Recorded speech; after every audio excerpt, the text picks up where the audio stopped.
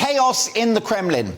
Russia's tyrannical despot, Vladimir Putin, appears to be the victim of something amounting to a coup, highlighting what many have suspected for a while now, which is that figures in the military, politicians and the wider Russian public are growing restless about his ill-fated invasion of Ukraine.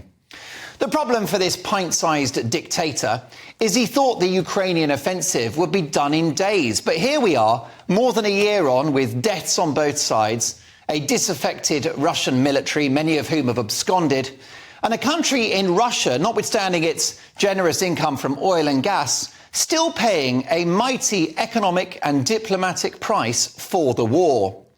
Unhinged gangster as he is, old Vladimir has been deploying the services of a private army, a fearless and terrifying band of ne'er-do-wells called Wagner, led by its maverick general Yevgeny Prigozhin.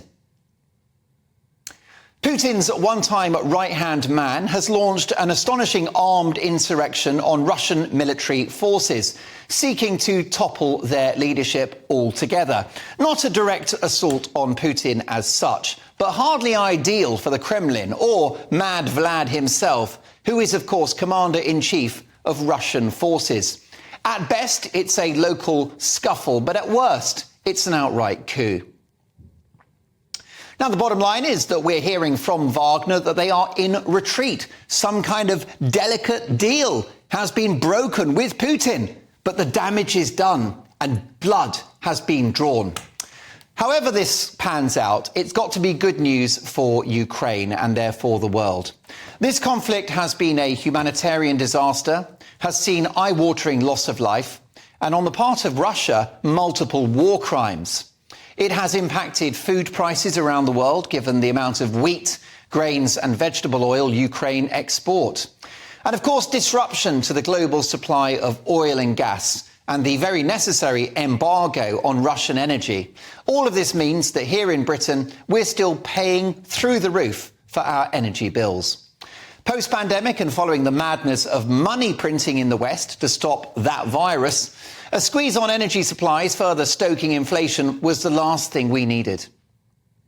Dare we dream that Wagner could ultimately prevail and bring down Putin's regime? Its eccentric and feisty general, Prigozhin, may be a monster in his own right, but he's our monster, and we must arguably hope that he prevails. It's certainly in the interests of the free world that Putin is ultimately toppled. The guy's got to go. Now, look, here's the thing. The Russian president, famous for those sexy snaps of him riding topless on a horse, won't go down without a fight. But who knows, perhaps this cantankerous donkey is heading for the knacker's yard. Is this tyrant fast becoming a non-runner?